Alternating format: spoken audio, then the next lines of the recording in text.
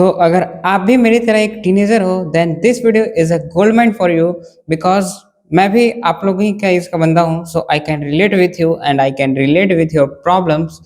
तो जो चीज़ आपके साथ हो रही है, जो प्रॉब्लम्स आपके लाइफ में है, वो प्रॉब्लम्स मेरे लाइफ में भी हो रही हैं। अभी कुछ दिन पहले मैंने कुछ रियलाइज़ किया जिसकी वजह से मुझे थोड़ी हेल्प मिली अपने लाइफ को सुधारने में और मुझे कुछ लेसन सीखने को मिले हैं, तो वो मैं अपने इस वीडियो के माध्यम से आपको बताना चाहता हूँ। लिसन इट केयरफुली, शायद आपको उससे कुछ हेल्प मिल सके। और यहाँ मैं कोई घुमा फिरा के बात करने वाला नहीं हूँ, टू द पॉइंट चीज़ बता रहा हूँ जो मैंने रियलाइज़ किया है। सुन कर जाना 2 मिनट। जिसमें सबसे पहला लेसन है, financial struggle is a preparation. मतलब अगर आपने अपने लाइफ में फाइनेंशियल स्ट्रगल्स देखी हैं, मतलब आपको लगता है, आपको ये पता चल चुका है कि आप उतने अमीर नहीं हो, आपके पेरेंट्स उतने अमीर नहीं हैं, आप एक मिडिल क्लास फैमिली से बिलोंग करते हो, लोन की टेंशन है, ईएमआई की टेंशन है, जॉब की टेंशन है, तो समझो कि ये एक तरह से ब्लेसिंग है आपके लिए।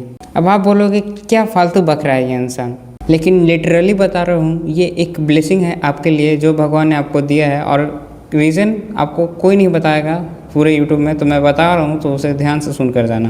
क्योंकि मैंने एक चीज़ रियलाइज़ किया है कि जब भी इंसान के पास कोई पेन होता है ना, तभी वो डॉक्टर के पास जाता है उस चीज़ की दवा लेने के लिए। तो अगर इंसान को कोई पेन ही नहीं रहेगा तो फिर दिक्कत ही क्या है। एम आई राइट? तो अगर भगवान ने, गॉड ने, यूनिवर्स ने, या फिर जो भी तुम बोलते हो, अगर उन्होंने तुम्हारे लाइफ में वो पेन डाली है, वो स्ट्रगल डाली है, देन उसके पीछे भी कोई ना कोई रीज़न होगा। क्योंकि ये फाइनेंशियल स्ट्रगल आपको प्रिपेयर कर रही है आगे और भी ज़्यादा फाइनेंशियल रिच होने के लिए। तो इसको एक मैच्योर पर्सन की तरह पॉजिटिवली लेना है, इंस्टेड ऑफ आप इस चीज़ को लेकर रिग्रेट फील कर रहे हो, अपने आप को गिल्ट फील कर रहे हो। और भाई होने के नाते एक चीज़ बता रहा हूँ कि कुछ सालों की और बात है, फिर कुछ साल के बाद सब ठीक हो जाएगा। तो मेहनत करते रहना और ये चीज़ बैठा लेना अपने माइंड में। Number 2, emotional pain makes you stronger.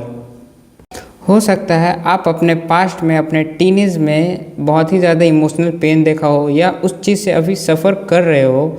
आपके फैमिलीज़ में लड़ाइयाँ होती होंगी, आपके रिलेशनशिप अच्छे नहीं होंगे, या फिर आपने अपने लव्ड वंस को लूज़ कर दिया है जिन्हें आप बहुत ज़्यादा प्यार करते थे। देन बिलीव मी, ये सारे प्रॉब्लम्स आपको और भी ज़्यादा मैच्योर और स्ट्रॉन्ग बना रहे हैं, क्योंकि आगे जाकर आपको इससे भी ज़्यादा और भयानक प्रॉब्लम्स आने वाले हैं आपके लाइफ में। और ये सारे प्रॉब्लम्स आपको आगे के लिए मैच्योर बना रहे हैं और भी ज़्यादा स्ट्रॉन्ग बना रहे हैं, ताकि आप उस टाइम ये सारे प्रॉब्लम्स को बहुत मैच्योरिटी के साथ फेस कर सको। और ये सारी चीज़ें आपको अभी नहीं समझ में आएगी, मुझे भी अभी जल्दी ही समझ आया, सबको इतना जल्दी समझ नहीं आता है। बट ट्रस्ट मी, जब आपको ये समझ में आएगा ना, देन आप खुद ये रियलाइज़ करोगे कि हाँ, मुझे जो बचपन में प्रॉब्लम्स आया था वो मुझे स्ट्रांग बनाया, और इतने स्ट्रांग बनाया कि फ्यूचर में जो भी प्रॉब्लम आएगा उसे मैं आसानी के साथ फेस कर सकता हूँ। इसलिए रोना बिल्कुल भी नहीं है, अपने आप को बुरा फील नहीं कराना है, ऑलवेज बी हैप्पी, और ये सोचना है कि this is preparing for my future. Number 3, never compare yourself to others. देखो, ये चीज़ तो आपने भी नोटिस की होगी या कर रहे होगे कि जब आप अपने टीनेज में होते हो ना, तो आप अपने आप को बहुत ही ज़्यादा कंपेयर करने लगते हो अपने आप को। फॉर एग्ज़ाम्पल, ऐसा तो आपके साथ भी होता होगा कि जब भी आप कोई लेटेस्ट मूवी देखते होगे, तो फिर कुछ देर उस मूवी को देखने के बाद आप उस मूवी के कैरेक्टर का रोल प्ले करना चाहते होगे अपने रियल लाइफ में, और तरह तरह के थॉट्स आते रहते होंगे आपके माइंड में दिन भर। तो फिर आप उसी चीज़ के बारे में सोचते होगे कि मुझे ये भी करना है, ये भी करना है, ये सब करना है, ये सब अचीव करना है अपनी लाइफ में। तो देखो भाई, ये गलत नहीं है, एक तरह से ये सही है।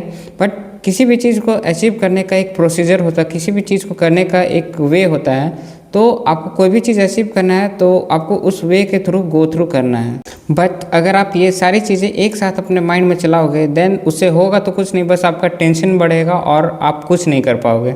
इसलिए इसका एक सिंपल सॉल्यूशन ये भी है कि आप एक ब्लैंक पेज में या फिर एक डायरी में अपने वो सारे थॉट्स को लिख लो, जो भी आप अपनी लाइफ में अचीव करना चाहते हो या जो भी आपको अपने लाइफ में करना है।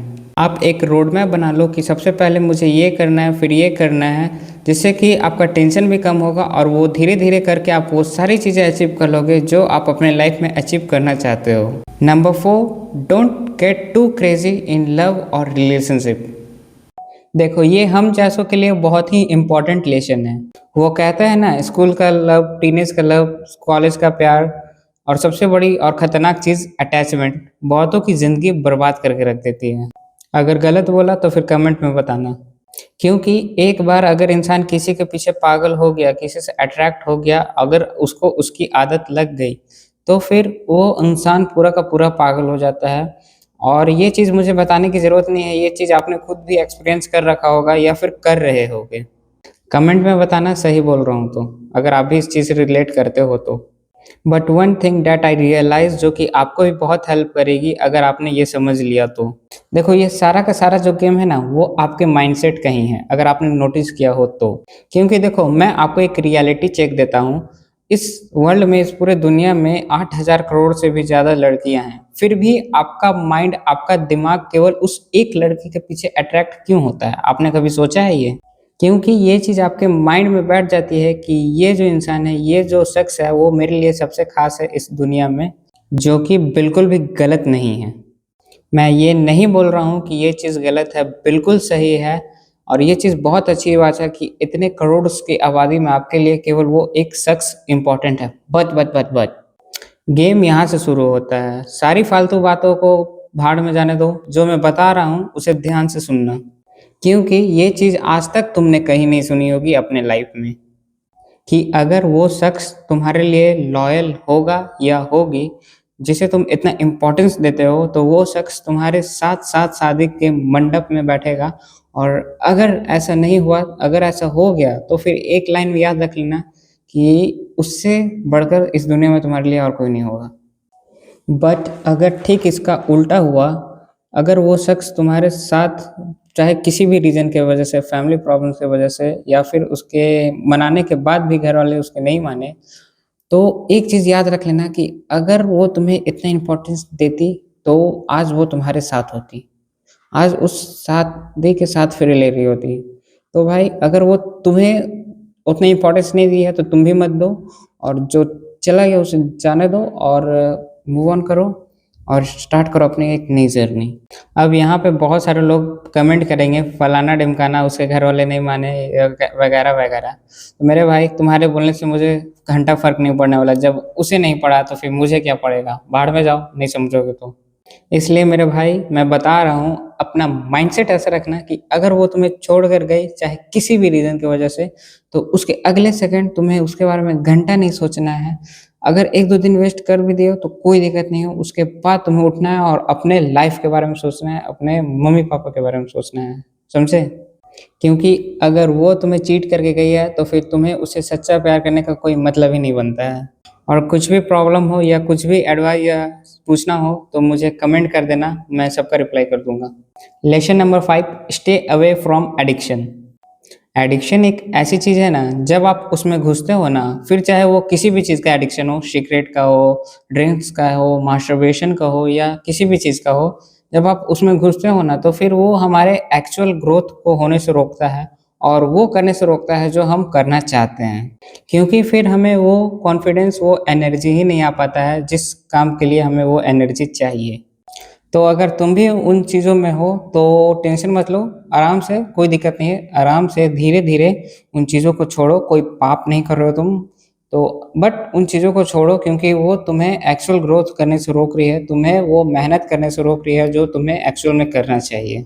जो कि आप खुद भी ऑब्ज़र्व कर रहे होगे, so let it go slowly, क्योंकि अचानक से तो कुछ नहीं होने वाला।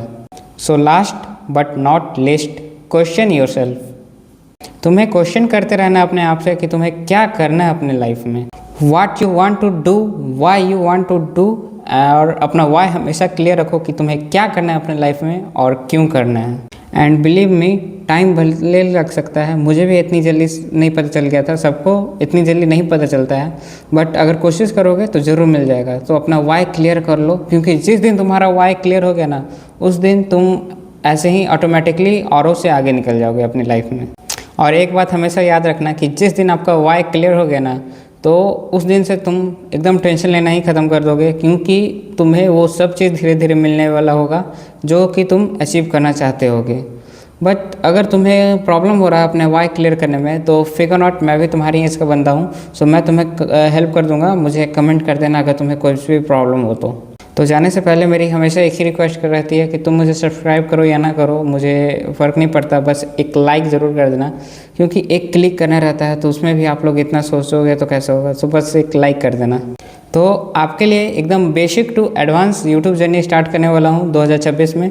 तो अगर आपको भी ग्रो करना है यूट्यूब पे तो जाकर मुझे सेकंड चैनल पे लिंक है मेरा बायो में, उसे ज्वाइन कर लो या फिर सब्सक्राइब कर लो। लेट्स गो और साथ मिलकर मचाते हैं।